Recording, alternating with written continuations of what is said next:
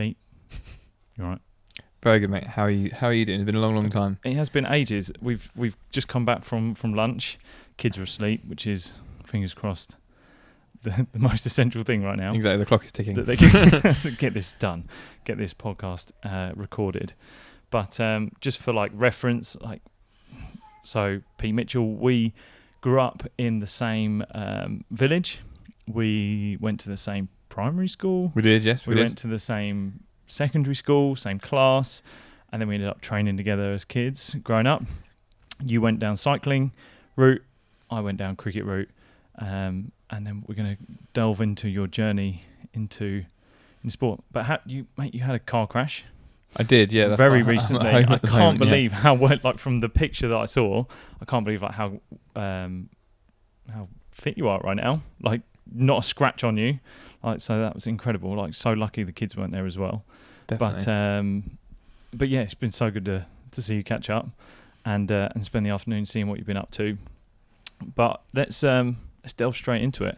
Let's go from when we were, God blimey, how old were you when you got into cycling? Like, to be fair, it's probably about the same kind of age that I became good friends with you, sort of secondary school, early secondary school, isn't it? It was about kind of 11 or 12, that sort of thing. Yeah, it is, isn't it? Was that year 7? Yeah, year 7, year 8, I think. And yeah, just as you kind of, where we lived, sort of up your road, wasn't it? Up into the hills. Yeah. It was great for mountain biking, and that's kind of how I sort of started, just messing about, riding around. I forgot. I remember we went. Yeah, we went biking a few times, didn't we? Yeah, I remember falling over coming off a couple of times, chasing you down the hills, going a bit mental. That was absolutely mad. But so you were into mountain biking, and then joined a club, didn't you? Yeah, that's it. So mountain biking was never like competitive. It was just riding around. And then another friend of mine, Ben Dobbin from school. Oh yeah, yeah. So I sort of started riding with him, and he rode with the local club. VC Jubilee based in Shoreham, so kind of went over and did a few rides with them. Again, just like for fun. It's just adult led kind of, you can go out away from your parents and ride around the beautiful countryside. To be honest, that was basically the full extent of it. And then they raced at Preston Park in Brighton in the summer. Yeah. So kind of the whole club did it, so I went along as well. Basically was sort of quite good at it, but I just did it for fun, like just like riding your bike fast, and that was kind of the whole length of it really. So yeah, did that for a few years, did the season there, started racing at the at Hove. Was it Hove Park? I can't remember what it's called, the official name. In Hove, there's a kind of crit racing around there. Oh blimey, the one with the track. Yeah, I used to race around there. Preston Park. No, not the track. As in like it was like a park with tennis courts and that kind of thing in Hove, and they have like a 1 kilometre circuit they used to shut off for road racing. God, I can't think. Obviously, it's pretty memorable. Yeah.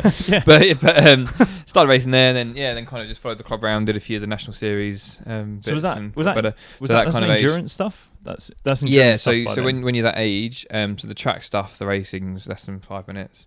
Yeah. Even the road stuff is kind of half an hour. That's as long as it gets. Yeah. So it was endurance, but it's still pretty short. Yeah. Really. And then kind of started racing a bit more, got a bit better, and then applied for the kind of the talent team, which is the British Cycling Talent ID initiative. So you put yourself forward for that? Yeah. So they were testing at schools actually as well. Wow. They've stopped since. I think they found the athletes, but the dropout rate was a bit high. Right. People just didn't like cycling. Okay. Basically, but again, what year is that? Because that's 2000. I think so. I think I got on that program in 2005. So yeah, this is pre-Beijing, isn't it? So yeah, way before. I mean, Beijing really kickstarted a lot of cycling passion, didn't it? Yeah. So it makes sense if that passion hadn't been ignited and there wasn't people kind of interested in doing it till after that. So you kind of got into it in an era where it's kind of an unknown. Yeah, I just kind of preceded all the sort of certainly the time where everyone knew what track cycling was. Yeah. So when I started riding, you'd say what you do. I'm a track cyclist, and people would say, "What's a track?" And you describe what it looked like. Yeah. And nobody had seen one before. Because everyone really knew what the Tour de France was. Everyone knew the Tour de France, and you'd say, "Oh, you're going to compete in the Tour de France one day," but no one had seen a velodrome. Like no one had heard of a velodrome. Yeah. Like it was such a small sport, really. And you going into cycling, just doing it recreationally, did you know that it wasn't the Tour de France. Like, I don't want to do endurance. I don't want to do Tour de France. No, when I first started, I just wanted to ride. Yeah. And I'd never heard of sprinting. Like I didn't come into it with any knowledge, so I'd never heard of sprinting either. Okay. Didn't know it was a thing. I knew that I was better at sprinting, so I just thought I was a road sprinter. Just sit in and survive the race for an hour and sprint at the end. Yeah. It's kind of what I thought how I thought it should work. Yeah. But yeah, no, I'd never heard of track cycling really, or track sprinting at that point. So in kind of 2004 when I started, I wasn't a cycling fan. You know, I'd never heard of any famous cyclists. Wow. I just like riding my bike. And that was literally it. You know. Yeah. So you go to the Talent ID, or Talent ID came to you. Well, I went to them. First year I didn't get on. Yeah. I think I was a year too young really. So they did make a few exceptions, but generally I was a kind of a year too young. Second year got on, and then I just kind of followed the pathway, if you like. I'm kind of But that was product of the system, yeah. So that was being moved into sprint cycling. So I did a year as an endurance rider, and then a guy, Lee Povey, came and said I should try sprinting. Are we able to pause this at some point, do you think? Do you think the kids will have to... I can hear Felicity shouting, "Daddy!" on the monitor. So potentially, yeah, she's not asleep. Well, we can take a break if there's a need for a kid break at some point. If you ever need to, just go, kid break, pause. Bear with me, 1 sec.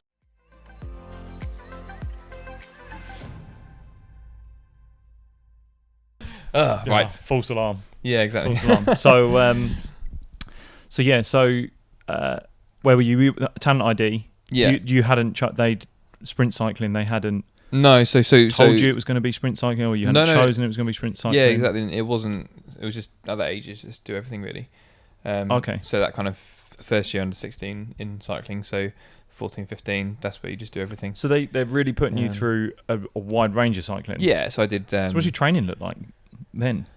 Yeah, it's hard to remember. It's like 13 years ago, Yeah. but it's pretty broad. So with just like an interval turbo session, race at the weekend, do a ride on the other day, no gym work, no resistance, anything, just kind of riding your bike a few intervals.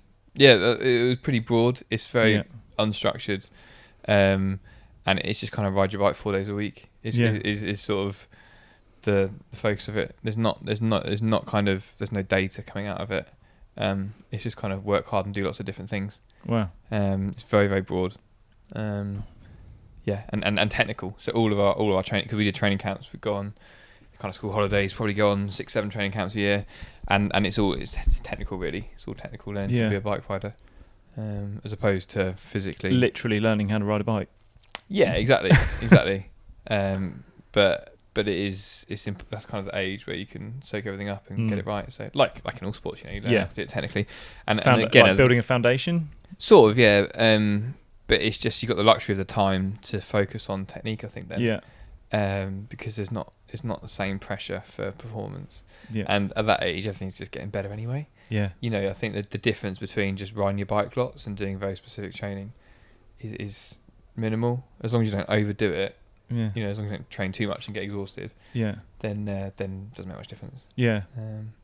So then when did the transition, because if that's how big's that group that you're in? Well, it's different now. This is all the kind of the pathway that you were in. When I was there, I think it's 120 nationwide. Oh wow, it's big. Yeah, okay. They're split off into regions, so there's probably 14 to 16, I guess, from memory. In the southeast. Wow. But it's a big old initiative, real.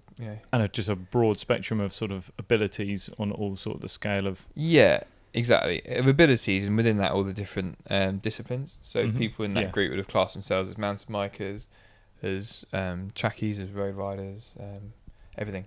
Yeah.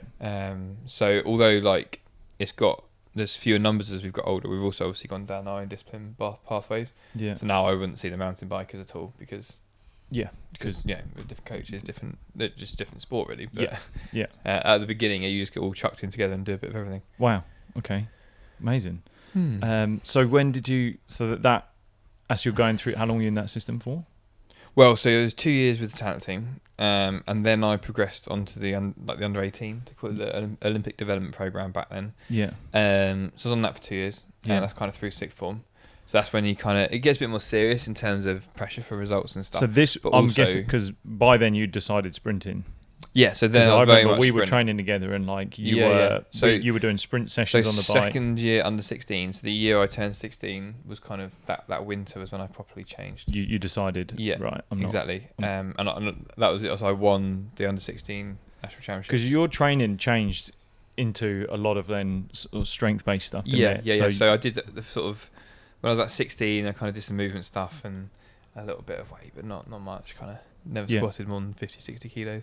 And then the 2 years after, it got pretty kind of full swing, really, like proper sessions, if you like. Yeah. When we were in sixth form, so when we used to go to the gym, that was a big part of my training. Yeah, lifting heavy. Yeah. Some big legs you got. They were built then.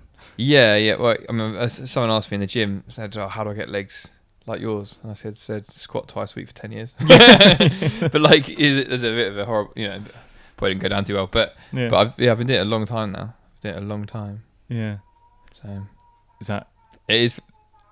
I mean, it definitely sounds like daddy, doesn't it? Yeah. We've got a daddy call. Hang on.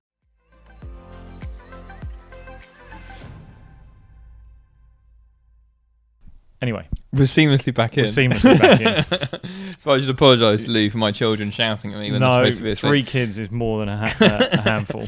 But so your training changed to then massively strength based. I remember you lifting really heavy squats. Me trying to catch up, keep up, because it was a part of my training as well. Actually, like lifting heavy leg stuff. But you guys were smashing it. You guys were going way ahead, and that was a massive direction of change for you, I guess. Like that was because it was specific training by then. Yeah, and I think I was able to engage the EIS that were based locally, so the coaching level, the coaching input was good, obviously, and I never received coaching in the gym quite like that before. Yeah. I think it's really important. I think as a sport, cycling massively buys into S&C as a kind of concept. I think it's just changing. Even in the last decade, it's changed a lot. But I think cycling really buys into it as kind of that classic big squat means go fast. Yeah, is a real thing. It's not a case of you kind of get better by doing. It's more make yourself better and then you'll be better at doing. Yeah. And that's around 2008 as well, isn't it? So that's when Beijing happened. You've got people like Chris Hoy that are really leading the way in showing people like a physically well-built person on the bike is going to do pretty well. I think so, yeah. And it showed the results, really, didn't it? Definitely. Although interestingly, it's not the same. Again, it's changing a lot. As people look at how to get better. But on the road, it was completely different. Yeah. So back at that time, 10 years ago, the road guys wouldn't really do a great deal in the gym.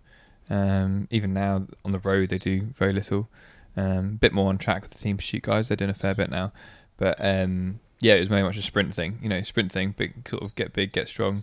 Yeah. Turn the pedals as fast as you can. And kind of judging a lot of your ability to perform on the peak that you can produce. Yeah. It was a massive part of training, and I love it as well.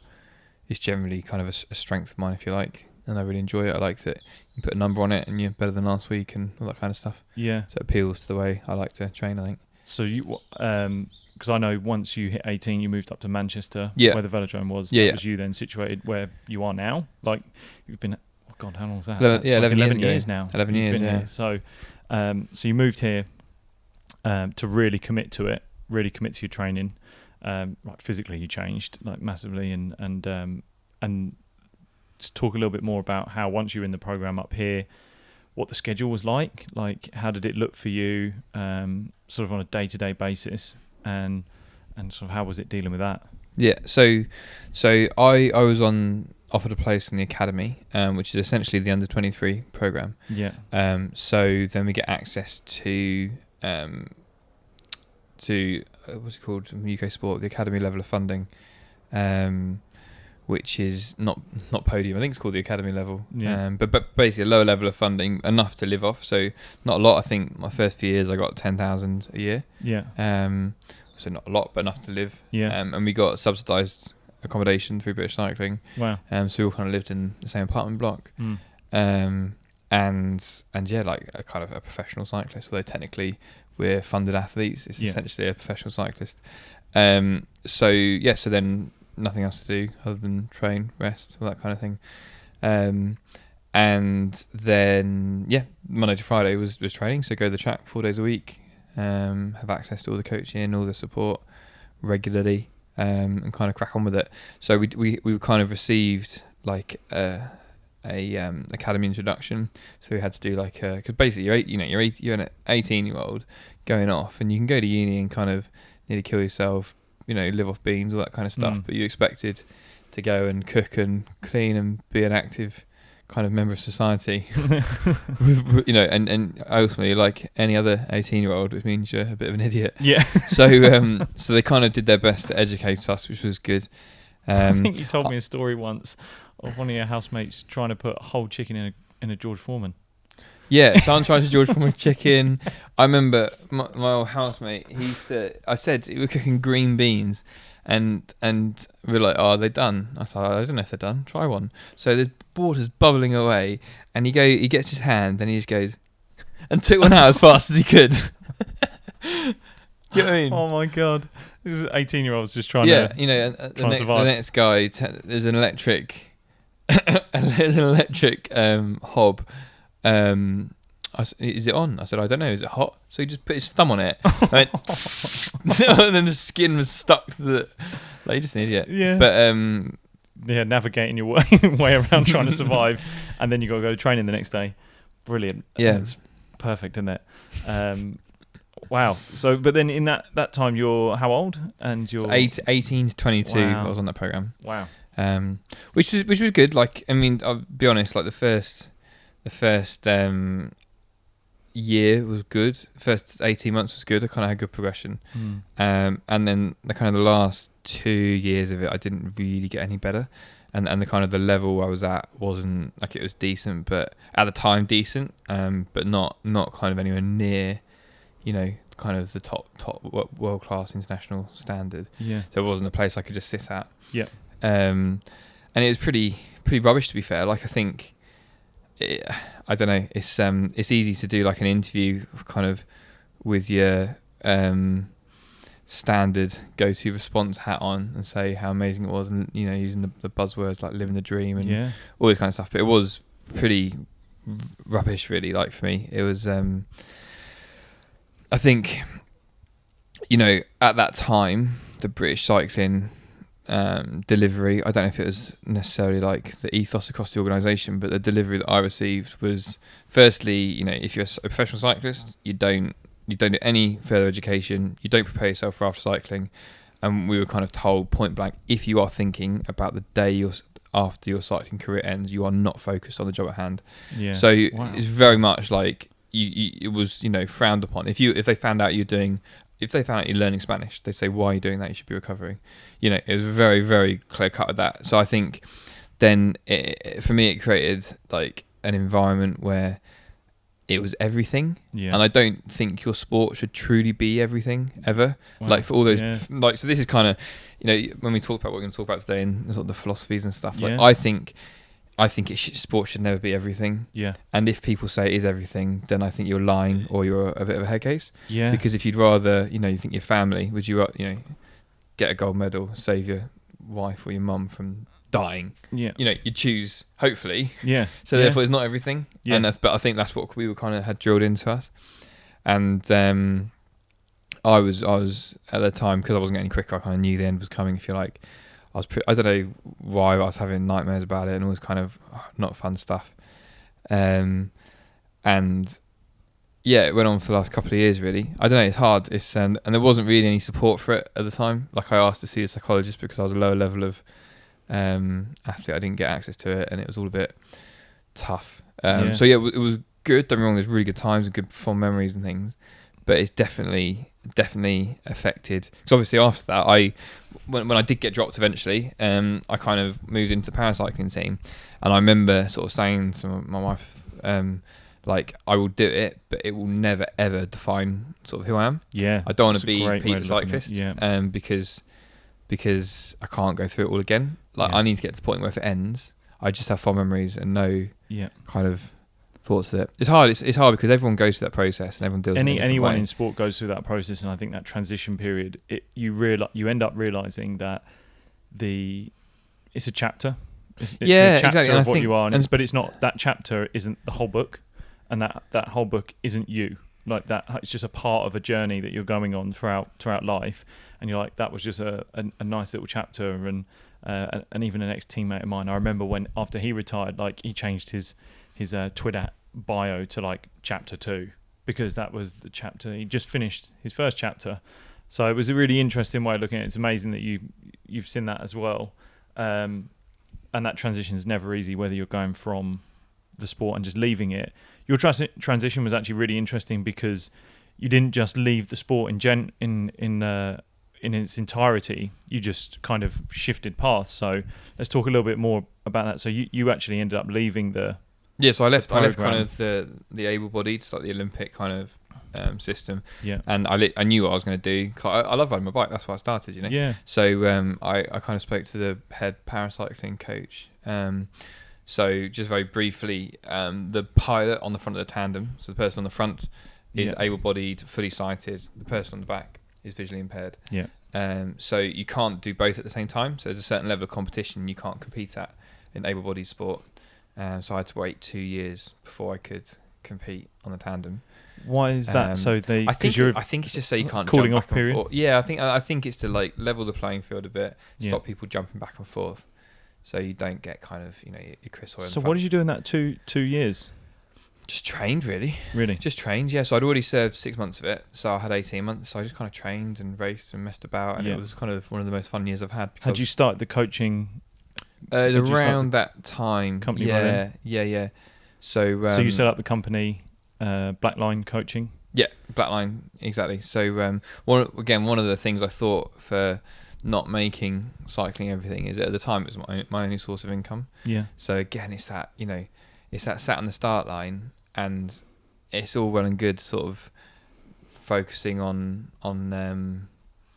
process, not outcome, all that kind of stuff. Yeah. But when push comes to shove, if you lose a bike race, you can't pay your mortgage, which is hard. That's it's not just about the result. Like the medal is a big important thing, but that's quite scary in itself. So I thought if I could remove that by earning some money somewhere, then it was a good thing. So that's why I started Blackline Coaching. Yeah, and giving back in pretty much a niche part of the sport.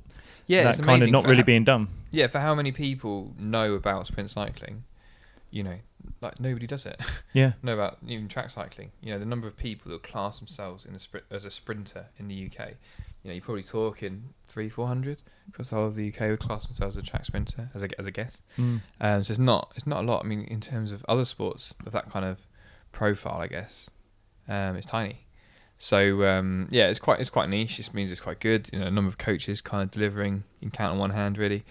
But yeah, it's something that I've got a lot of experience in, really. Do you think it made you a better cyclist? Yeah, for sure. I think like some of the work I did with the Masters. Yeah. But in particular, I learned a lot. I think generally, when you see people who aren't used to dealing with high level sport, you see kind of how they display their kind of fears and when they're stressed very strongly. So if they're going to get angry, scared, whatever, they really show it. It's obvious, you can't miss it because they're so out of character. Yeah. And I think when you get to kind of elite level, everyone shows that, but in a much lesser way. Because they can deal with, they kind of have their own processes, they have their own stuff that are kind of pretty robust, but they kind of meticulously worked on it, experienced it before. Yeah, but ultimately everyone cracks eventually. Yeah. And then or potentially at least, and therefore it comes out, but it's harder to pick. I think you've got to know the intricacies of it a lot better.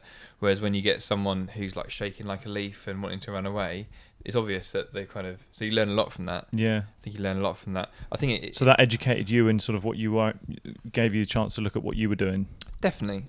I think made me think about the way I work and what's important to me, and kind of managing that and being aware of my sort of mental state a bit better. Yeah. Because I get so used to assessing people and where they're at and what they need to hear, I can kind of do it myself a bit better. I think as well, to be honest, it's really good for any professional athlete to work with amateurs, because it's ironic really, you get told as a professional, you're so dedicated and you train so hard, but the guys I coach train pretty much just as much as me, but they work a 40-hour week as well. Yeah. So Yeah. It's easy, like, you know, it does make you realise being a professional athlete is easy, really. All you got to do is work hard and rest hard, and that's it. Yeah. You don't have to manage life around it. You don't have to, you know, it kind of... Because that stuff's really protected from you to make you focus on that medal that you've essentially, like you're saying, in your mind, you've got to win. Yeah. Because the main mortgage, otherwise, like it's a big element of your life. So, and I enjoyed it as well. You know, I think for me, it's quite important to get a social side away from the Great Britain cycling team, which I didn't have for a few years. Like all my friends were on the team, and I think it's been good that both, you know, with the club, they're kind of just normal people with normal chat, and it's all good. And then even like we moved out miles away from the velodrome. I live sort of 25 miles away. Yeah. And there's a reason for that, you know. I get home from a rubbish day's training, and the guys say, "How's work?" And I say, "Yeah, it's all right," and that's that. Perfect. I like that. Yeah. You know, I don't want to go into it on splits and stuff, you know, whatever, which I think naturally happens. That's really big point, isn't it? When you come home from your sport, like, I remember, I remember it was when I was still playing, but I was still living at home, and I remember saying to like my parents, because you go home and you're like, I don't want to talk about what I've just been doing for the whole day. How many times do I come home and ask you about your day at work, and we go into meticulously picking out everything that's gone on throughout your day? Yeah. But it's because when you play sport, it's such a different world. It's actually interesting to other people to hear, but when you're doing it, you're just like, oh, it's just and I think people day. Even like people just kind of, even people that feel they have to work out what to say, you know, they're working out what to say. Yeah. So my mum, bless her, always says to me after every race she's ever seen, "Wow, you're incredible. You know, well done." And I remember a few years ago, you know, I had a complete shock of a result, rode tactically terribly, and it was just the worst thing I'd ever done in my life. And she said, "Wow, you're incredible." And I was like, "Mum, like, I know, you know, you think I'm amazing just for standing up, but like, I just, you know, you can't do wrong." Yeah, whereas the guys around here, for instance, go to the pub, they don't even know what event I compete in. They don't know anything. So it's the most easy conversation to have. It's good for you, I think. Yeah, decompartmentalising your sport, I think, is a great thing to do. If you can get it early on. When I did that, it gave me great headspace. I've met so many other people that have found that when they actually realised, if I take a step back from my sport, I can actually breathe a little bit. I can, and also gives you that bigger picture in life. Like you said, your sport is not everything.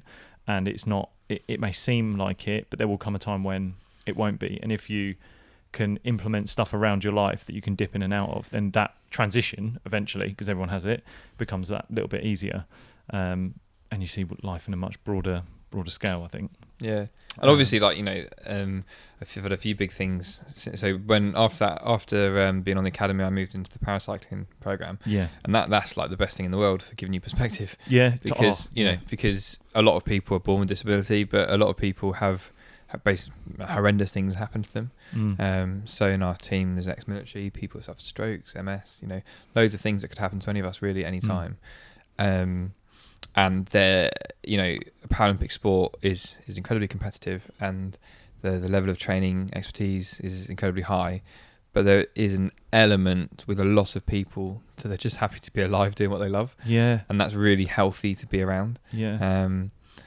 You know, so I think that's been good for me. That you kind of whinge about stuff, and then someone in your team who's had a long ongoing illness takes time for the worst, and you think, doesn't matter, riding around in circles on a bike. Yeah, it's just a fun bonus on life, and have to be thankful that a lot of you, you know, you're healthy, a lot of your friends are healthy, and unfortunately some aren't. And remember that, like, you know, there's more to it than sport. Yeah, wow. Do you know what I mean? Like, you've obviously done work with parasport as well, and it's a good thing to do. It's a real healthy thing. To meet somebody who's got proper life perspective of what's important. Yeah, I agree. It's a real healthy thing. Like when you see what people have gone through, whether it's something they were born with, whether it's an incident they've hit in their life, one, you realise they're just another person, and then that it humbles you very, very quickly, brings that humility into what you're doing. But also, the problems that you come up with in your own world, you're like, it doesn't matter. Like, it really doesn't. Yeah, I think I have my opinions, and everyone's probably going to disagree with this, but you hear, you know, that the kind of sporting people are inspirational and they do amazing things, and they're just talented and work hard, and that's it, you know. In terms of what they've had to overcome, they might have an injury, they might have this, they might have that, but generally speaking, they're kind of big life stuff is never discussed in an interview. Yeah. And then, as I say, you meet someone who's had their leg blown off at war, and and then they're still there doing it, and you think that's inspirational, or other stuff, anything like being a nurse, being a doctor, being anything, but that kind of selflessness, anything like that, and it's a real thing of mine that sort of. The two things I dislike are that kind of real big hype on inspirational of sport. Like, that's not a word, but it's a kind of, that's not for me a thing. Like, I don't feel like an inspiration. I'd never walk around feeling like an inspiration, even if occasionally some people say it to me. Like, that's not how I see it. And the other thing which always I kind of don't connect with is that 4 years of sacrifice to be here kind of thing. I'm always like, if you haven't enjoyed the last 4 years, then go get a job. Like, it's not worth it. Got to enjoy it. Yeah, 4 years of sacrifice for a medal. I think you're mad. Yeah. It's if you don't enjoy it, again, it goes back to either think you're lying, and it's been hard work, but you've enjoyed a lot of it. Yeah. But true sacrifice, it's not. It's not true sacrifice. Yeah. No, you're right.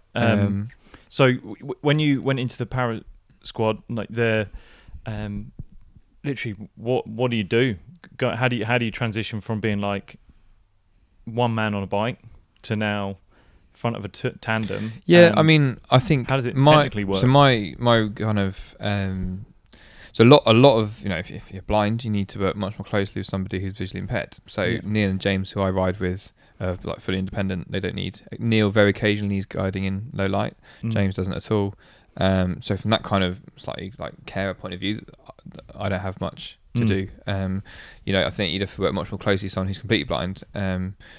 For instance, when you go away to an event, if they haven't got their guide dog, then there's a lot more responsibility, I guess, for giving them a hand from time to time. In terms of fitting in, it's just crack on, really. Like, it's just riding a bike. So you've got to learn to ride the tandem itself. Like, it's different. Yeah. But so how does the tandem actually work? Like, what's the technical? Oh, it's essentially single chain. Yeah. Well, no. So there's a chain from the back wheel. So the person on the front is called the pilot. Yeah. The person on the back is the stoker. So there's a chain from the back wheel to the stoker, like on a normal bike, which is the drive chain, and then there's another chain from the stoker to the pilot, which is the link chain. Right. So we both have pedals. The power we produce contributes to the bike going forwards equally. But can you pedal at different? No, speeds? so it's all kind of linked. So our pedals are at the same angle. Right. So firstly, it'd be a nightmare. Yeah. Because if one's standing up and you're wobbling the bike at different times, you just wiggle all over the road. And it's all kind of connected. So it's different, but to be honest, if you can ride a solo bike well, you can ride a tandem. So it took you a little bit of time to actually get used to. Yeah. To change the bike. Yeah, I think. I mean, a few months, but and got better for a while. But it's not like rocket science. Yeah. It's practice, definitely, but it's not in terms of like technical sports. I wouldn't describe it as a technical sport. Yeah. If you can do it on your own, the transition is pretty okay. So I did my 18 months of not being able to ride, and then went to the first World Championships with Neil in Mexico. Yeah. Which was good. We won both of our events. Became world champion. World champions, both of them in world record times as well. Incredible. Which was cool. And what event was that in? In the kilo and the match sprint. Yeah. So the kilo, just for people who don't know about cycling. Yeah, it's just the 1 kilometre time trial. So as fast as you can for a kilometre. From a stationary start, you're held in the start gate until the countdown gets to 0. Lets you go, and you just do 4 laps as fast as you can. Yeah. One ride, fastest time wins. Yeah. So really simple. And the sprint. It's basically, so we do a flying 200 metre time trial. So 3 laps of the track, and the last 200 metres is timed. Right. It's actually 6 laps on the tandem, 3 laps for able-bodied and 6 for tandem. Really? Gives a bit more time to get up to speed. Get up, yeah, okay. Is the idea. And then it's a knockout competition. So you're seeded, and just like tennis, you kind of knockout competition through to quarters, semi, and final. There's no individual sprint, is there, in it? Not in the Paralympics. No. So there is at the World Championships. Yeah. So it's just like because I remember speaking to you about tactics in individual sprinting, and there's a lot more cat and mouse with it than a lot of people probably give it credit for that don't know about cycling, and anyone that ever sees a sprint race, they always kind of wonder like, why the hell they're going so slow to begin with. So essentially, to put it in as simple terms as I can, it's hard to overtake in cycling because you're going a greater distance around the bend. Yeah. So like in any motorsport, it's hard to overtake around somebody. Mm-hmm. So it's good to be at the front. Yeah. But when you're following somebody, you can save, I don't know what the numbers are, but it's 30 or 40% or something like that. So if the person at the front went really, really hard, the person behind would follow them, save their 30 or 40%. Towards the end of the race, the person at the back could be fresh, the person at the front would be tired, so the person at the back would just ride past them. Yeah. That's kind of it. And then the thing to kind of add into that is this like rushing the gap, we call it.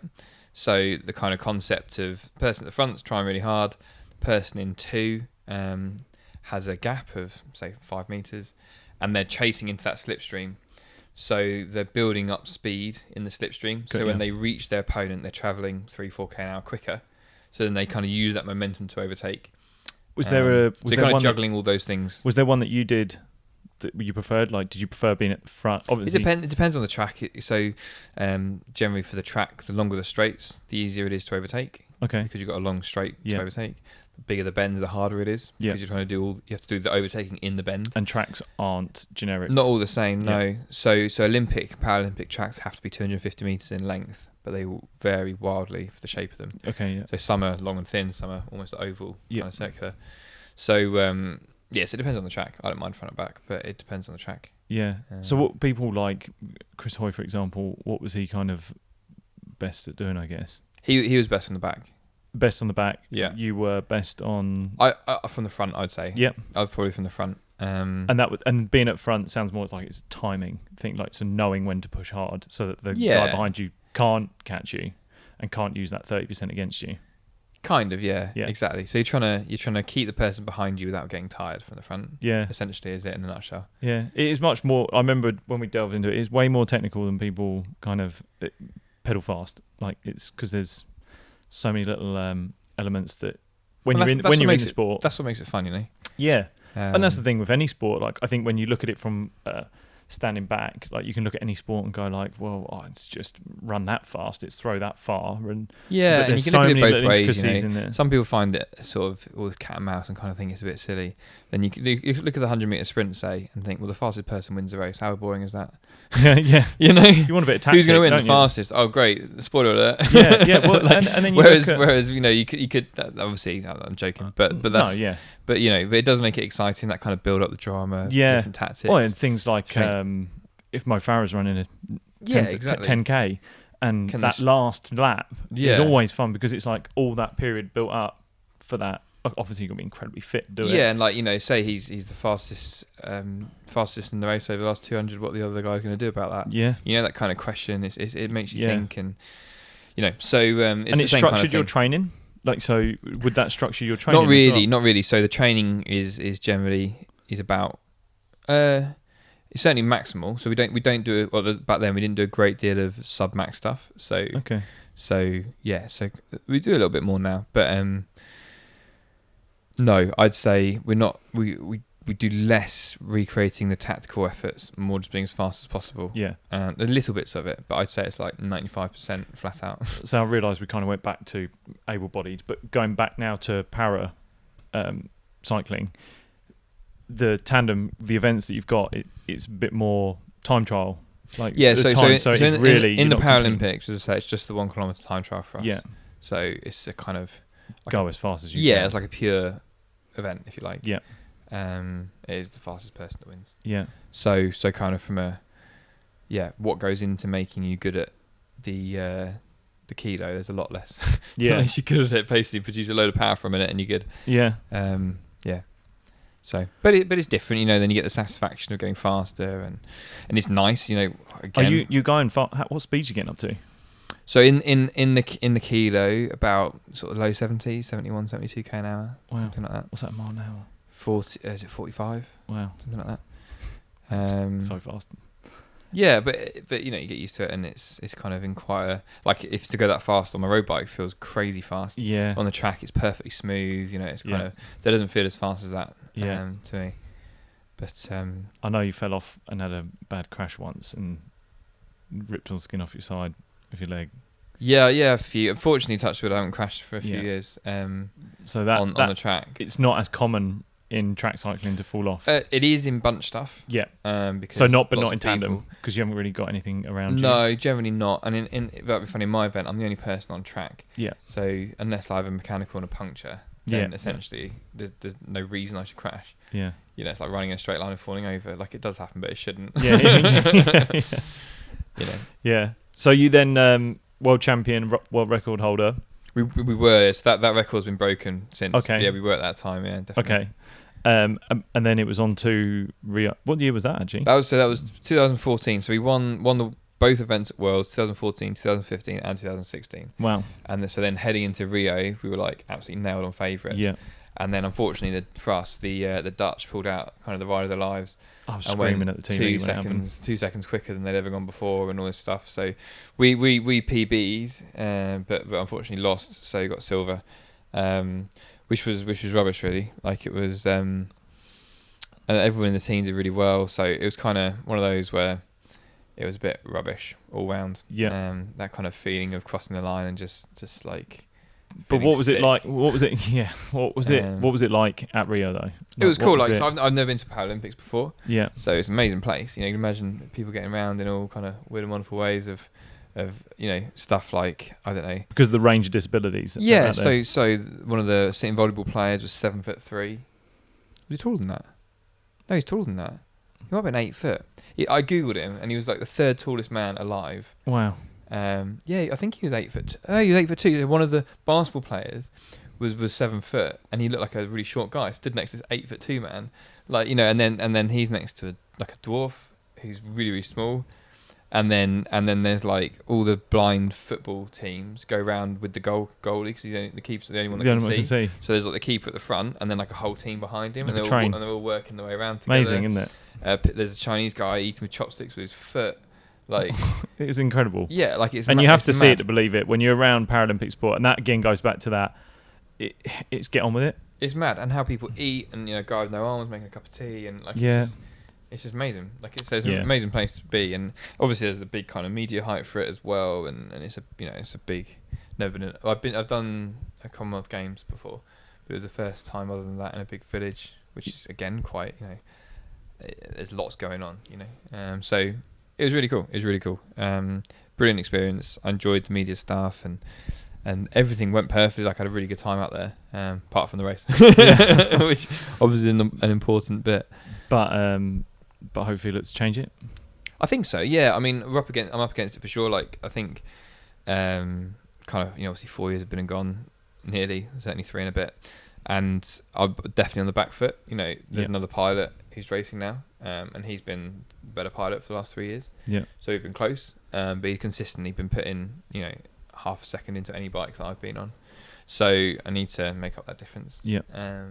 But up until the car crash 2 weeks ago, yeah, I've been making good progress. Like, I'm stronger. I'm got more muscle. It's amazing what you can overcome though. Like, amazing what you can overcome in any situation. Yeah, you know. So I think everything measurable is better.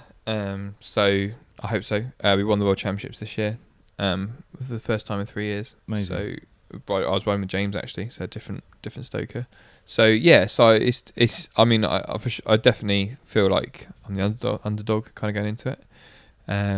But it's close enough that it's really interesting still. So. And you're juggling family life. Yeah, got an army of children. Twins. So you've just had twins, 2 11-month-old twins, who it's amazing, mate. Like how what's it like actually? Yeah, so juggling family life. So got young kids. Daughter who's 2. Yeah. And then just about 1-year-old. And I say juggling well. like it truly is. It's mad, isn't it? You've seen it. You've seen it. You've seen it in the flesh. Yeah, it was carnage. And 2 mad. dogs. Yeah. 2 dogs. We've got Jack and Rupert, like 2 dogs. So it's a full family. And Naomi's great. Like, Naomi's. Yeah, she's good. She's fully involved in it as well. She's like, and you have to embrace it, she's the leader of the pack, you know. yeah, like totally. Yeah, like, it's mad. Like, I didn't know if it would work. Yeah. I thought having 1 child would work. And it did. Like, it kind of all worked, and life went on. It was tiring 6 months, but then it did settle down, and it was all good. And then we found out we're having twins. We thought, well, this is not going to work, Yeah. potentially. So give it a crack. And again, like, it's a bit of a mad 6 months. But they're sleeping better now, and it's amazing. It makes you think for all the people are precious. Like, don't get me wrong, everyone out there again is going to disagree with that.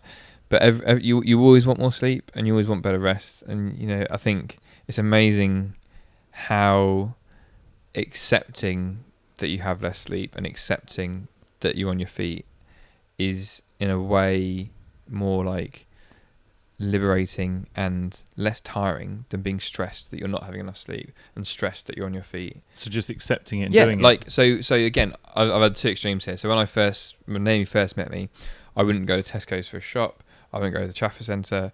I fully bought into the kind of Team Sky. If you're not standing, if you're not horizontal, if you don't have to stand, sit, and you don't have to sit, lie down. Yeah. I was like, I'm a full-time athlete, so I spent 23 hours a day in bed. Yeah. For like a year. Yeah. Because that's what I was told to do, and I don't know Wow. if they expected me to take that so literally. And I was at the point where I couldn't walk for more than 3 or 4 minutes without my legs burning, like full of like I was like, oh, I can't walk because I've been going for like 3-4 minutes.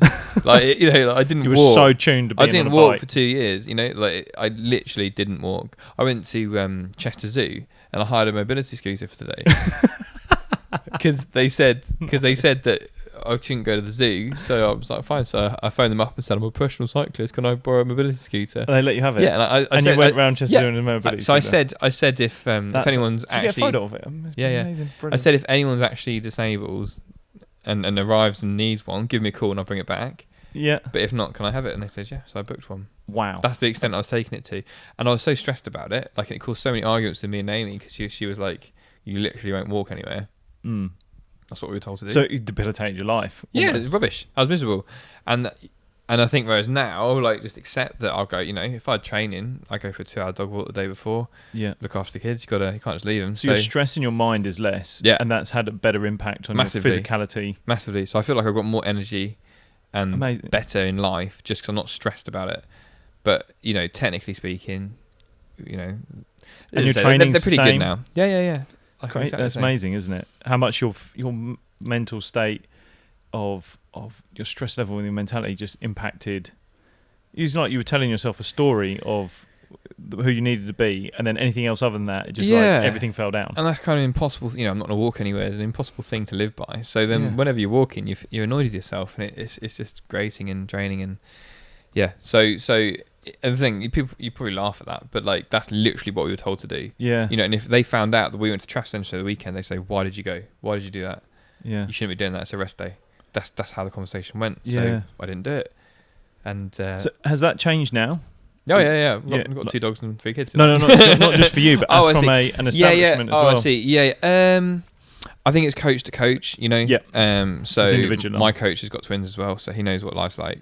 And he's pretty chilled about the whole thing. So if I went to Alton Towers on Saturday, I went to see BB's Land, I'd tell him. I wouldn't think anything of it. Yeah. I think previous coaches I'd have kept it a secret because they'd have been judging, and that's how life is. Across the board, I think there's a mixture. I don't think anyone's quite as sort of steadfast in their beliefs as it was back then. I think they're more, you got to have a life, and they are trying pretty hard with that. So on our kind of we have like a rider plan that has lots of goals and is reviewed quarterly and stuff, and part of that is your personal development. What are you doing to develop personally? And it's nothing to do with being on the bike. So they are beginning to consider that, definitely. Yeah. But I think I am more relaxed than most people. Not necessarily that's like a good thing. Some people, if they've got no commitments, you just chill out. I'm not saying you should live life like flat out, charge around like we do if you don't need to. Yeah. But I'm happy doing it, definitely. Yeah. Wow. So much there, isn't there? What do you see sort of like happening over the next? Well, you've got Tokyo hopefully next year. And then where do you see sort of like the coaching going? Because the coaching's changed into a club now, hasn't it? Yeah. So I started Blackline about 4 years ago. Yeah. And alongside it, I started a club. So I don't run the club anymore. We've got a committee. It's non-profit. Still got the name Blackline. And it's basically my kind of couple of things. Ultimately it's good advertising for me to get the name out there. And all track sprinters were the only one that whenever you spoke to anyone, or whenever anyone contacted me about coaching, they're the only sprinter in their club. They train by themselves. So I thought, how cool would it be if we got everyone together in some big club, and someone gets in touch and we say, oh yeah, so and so lives 10 miles down the road, you can go to the gym together. And that kind of happened. So as I say, it got too big for me to run, so we've got a committee, and it's sort of its own thing. But that's kind of a lot of where my passion goes now, in developing that. And where do you want to see that going? It's to be honest, that club is kind of where it's at. We've got 60 members. Roughly everyone knows everyone. It's at the point where not quite that's the case. So I don't want it to get any bigger. Yeah. We're putting on events and kind of doing things that I wanted it to do. It is the case now that if you join, there's 5 or 6 members at every sort of track, really every indoor track in the UK. So I think it's in a good place, and it still works really nicely alongside my coaching. So I kind of coach riders, like sort of remote online coaching, which is great because I can put my feet up, do it on the laptop. Doesn't really impact training. I can do it whenever I want, in the evenings around the kids and stuff. And ultimately, it means whenever I do retire, I've got something to kind of steady the ship while I work out. Yeah, and quite where to put all my extra time and energy and stuff. Yeah. We spoke about, you spoke about sort of like your philosophy and sort of like your sport not being everything.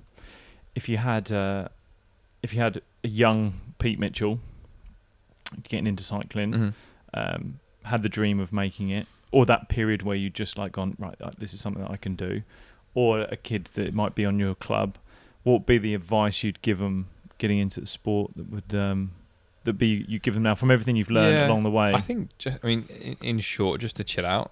Yeah. Like it sounds silly, but just chill out. I think I'd ignore. It's hard because we were so actively persecuted for doing anything above riding your bike. So I would love to go back and say, get an open university degree alongside. Yeah. If I'd have spent the first 6 years getting a degree, brilliant. But we couldn't. I think I'd have been taken off program, so it's not an option. So it would be to chill out and just kind of like not feel like it is your world, and that without cycling you're nothing. That mindset would be good to do again. And you know what? I think I go so much faster for it. Really? Which is a shame, but is what it is. Yeah. It is what it is. In terms of doing things differently, I don't know what I could do differently, just feel differently about it, which is a hard one. Yeah, it's a difficult place to be, isn't it? Looking back in retrospect of where you are, like what could I have done differently? But I don't think I'd have done, like, I know it sounds silly, I did everything I could, and that in a way feels like my downfall. Like not walking for 2 years, whatever it was, and as I said, I really took it to a pretty big extreme on that. Isn't a good thing to do. So I was doing everything, but I was doing too much. We say, like, sometimes you say, why did he sort of retire or get chucked off at 21? You say, they wanted it too much.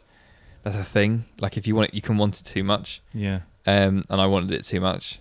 So I think I needed just to chill out and get a hobby and not feel like that. I think you're a good role model for that transition period as well. Not only to have like transitioned from within the sport, but then actually now looking post career, like I've had the difficulties of transitioning. I've met many person in sport that finds that transitioning period because it becomes your identity, like it becomes your entire world. And if you don't have a grasp on anything else, then whether it's injury, whether it's being dropped, like deselected, it can become one of the most incredibly debilitating things you get in your life. Yeah, I think as well, like you can't. It's so important to have something else in your life. Yeah. And it doesn't matter what it is. It could be music, it could be friends, it could be something else. And there's this big thing on athletes not having any time, because they're like training all the time. you can only train so much. Like, Yeah. you know, for all the win in the You world, forget how much time you actually nobody trains more than 8 hours a day. You know, Yeah. few people train more than 5 hours a day. Like, you don't train that much, so there's all the time to do it, and it doesn't matter what it is, but something that's important to you. So it can be whatever. Like for me, coaching, education, family, whatever it is. I think you need to have that. And there's a big thing. You know, people will kind of external. Whoever might contact me and say, "Oh, can we arrange a meeting?" Like, I know athletes are very busy. Athletes aren't busy. They spend, you know, athletes pride themselves on resting and doing nothing. Yeah. So as long as you can feel something that doesn't interfere with that, you should do it. Yeah. You know, you don't have to. I think sometimes a mental change is better than a rest. So that's for me like really important. I'd always encourage that. Amazing, mate. That's awesome. So where can people find you? Where's the best place to, if they want to find you, where can they find you? Best thing for me is blacklinecoaching.com. Blacklinecoaching.com. Yeah. That's kind of what I'm up to from a coaching point of view. That's where, that's the best place to check out what I do and see the extra bits. I would say definitely. Mate, it's been amazing. I'm so glad we got to do this. I know, it's really weird, isn't cool. it? It's so cool. we don't see each other for a long time. No, but I do enjoy catching up with you. Mate, good luck for everything that's going over the next however many months until Tokyo. Thank you. And then after that, who knows what will happen. Get you back into training and go from there. But no, mate, thanks very much. Amazing. No worries, been an absolute pleasure. Cheers. Thank you, mate.